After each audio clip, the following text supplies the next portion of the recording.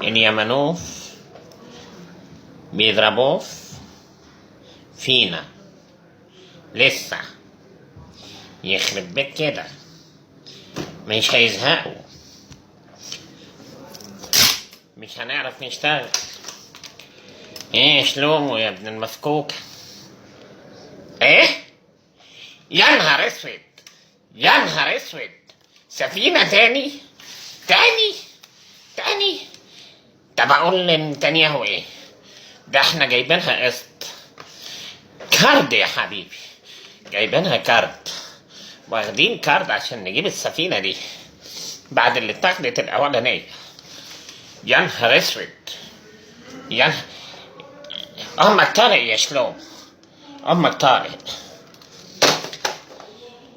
يا نهار اسود، سفينة تاني واحنا جايبينها قسط، يا عالم احمونا، يا عالم احمونا. اللي بياخد مننا سفينة شو بنعمل له؟ بنشكي الله، ثم للأمم المتحدة. رابين رحمة الله عليه، رابين لو كان عايش كان اتفسخ معانا برضو، ما هم كده فسخنا وكده فسخنا. يا نهار اسود. اليمن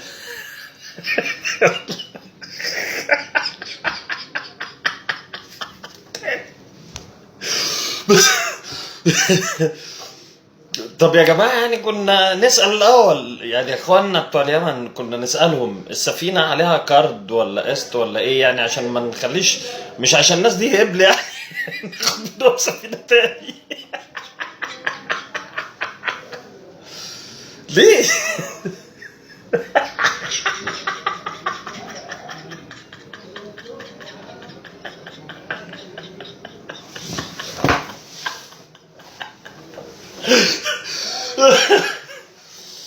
يعني والله يا جماعة